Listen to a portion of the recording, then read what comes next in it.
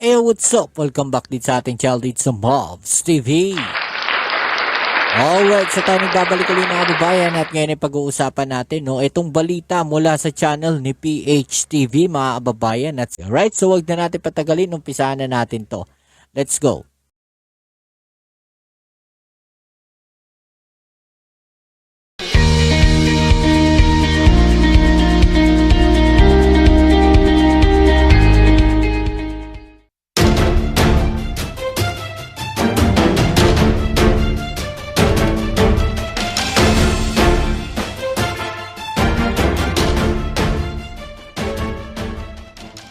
Iniulat na agresibo umanong pinaalis ng Coast Guard ang mga Chinese fishing militia na nakaangkla malapit sa Pag-asa Island at sinabi na ang presensya ng mga Chinese malapit sa isla ay nagdadala umano ng isang malaking banta.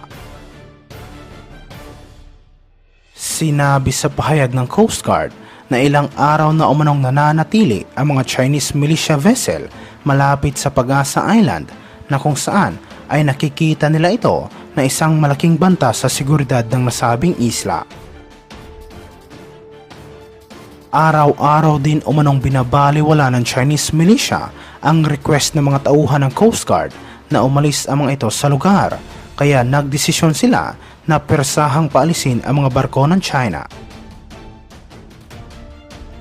Tumanggi namang magbigay ng pahayag ang embahada ng China tungkol sa ginawang aksyon ng mga tauhan ng Coast Guard, ngunit sinabi ng mga eksperto na hindi pa rin titigil ang komunistang bansa sa pagpapadala ng mga barko sa lugar.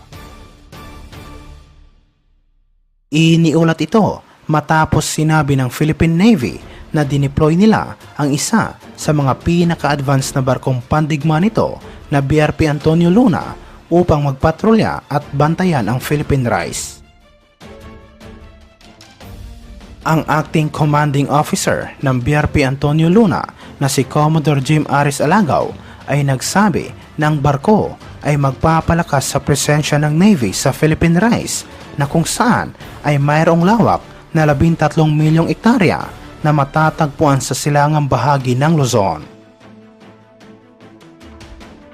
Sinabi ni Alagaw na Benham Rice ay bahagi ng extended continental shelf ng bansa na pinaniniwala ang sagana sa likas na yaman tulad ng mga minerals at natural gas, kaya nararapat lang na bantayan ito ng sandatahang lakas.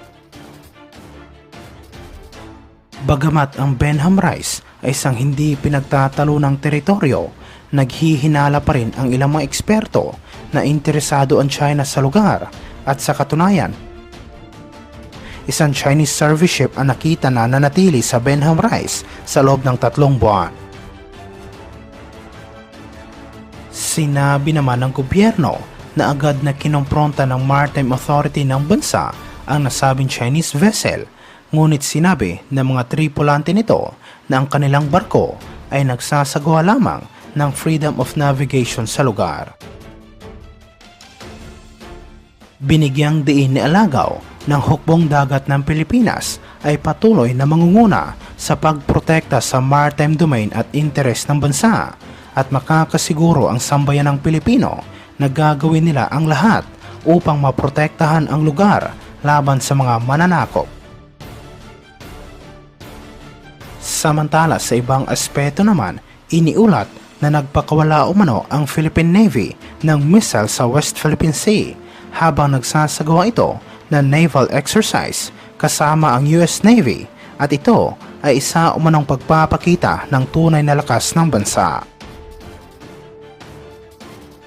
Sinabi ng mga eksperto na isa umano itong malakas na mensahe laban sa komunistang bansa na kung saan ay patuloy na iginigiit ang mga pag-aangkin nito sa West Philippine Sea sa kabila ng inilabas na desisyon ng Permanent Court of Arbitration noong 2016 na pumabor sa Manila.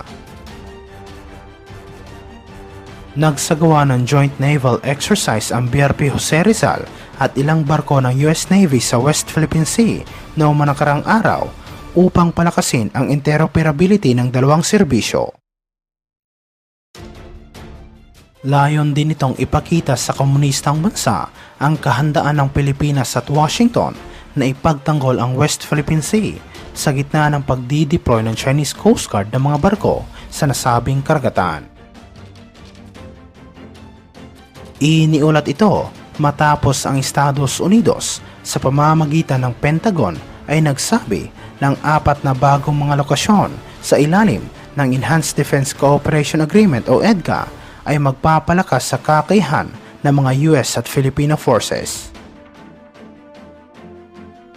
Sa isang pahayag na ibinahagi ng US Embassy sa Manila, sinabi ng Pentagon na mga karagdagang EDCA site ay magbibigay daan para sa mga US forces na makapagbigay ng tuloy-tuloy at sama-samang tugon sa pagharap sa mga iba't ibang hamon sa Indo-Pacific region, kabilang na ang mga natural at humanitarian na sakuna.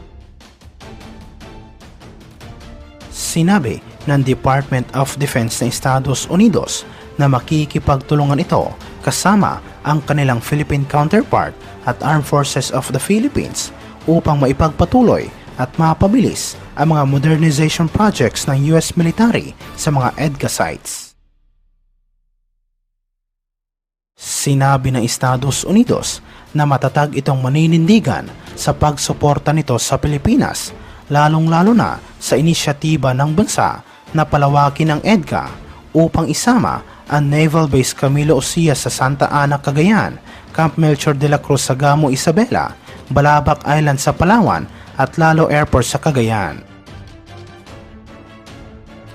Binanggit ng Pentagon na tinukoy ang mga lokasyon na ito kasunod na isang anunsyo na kung saan ang Washington at Manila ay nagkasundo na magtalaga ng 4 na mga bagong EDCA sites sa mga estratehikong lugar sa Pilipinas.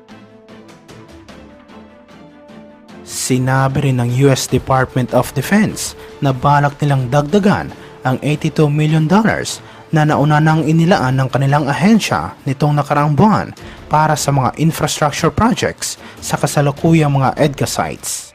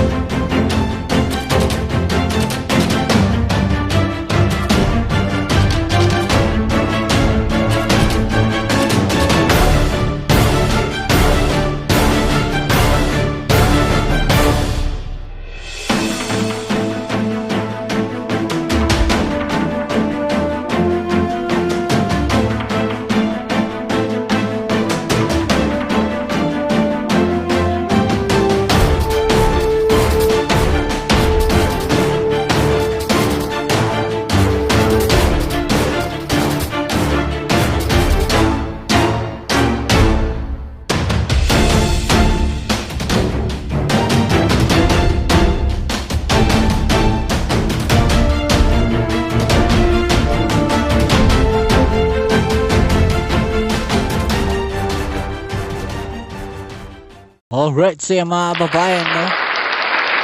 Kayo, anong masasabi ninyo, no, dito sa mga balita na to? I-comment down sa ibaba ang inyong mga opinion at ating yung pag-usapan. Alright? So yan muli, maraming salamat sa lahat ng mga patuloy na suporta dito sa ating channel. And please don't forget to subscribe sa channel ni PHTV. Mga kababayan, nandiyan po sa ibaba ang full video link. No, i-subscribe nyo po ang kanyang channel at supportahan po natin. Alright, so kita tayo sa ating next video upload. Ito muli ang inyong Kuya Mobs sa Mobs TV. Peace. I'm out.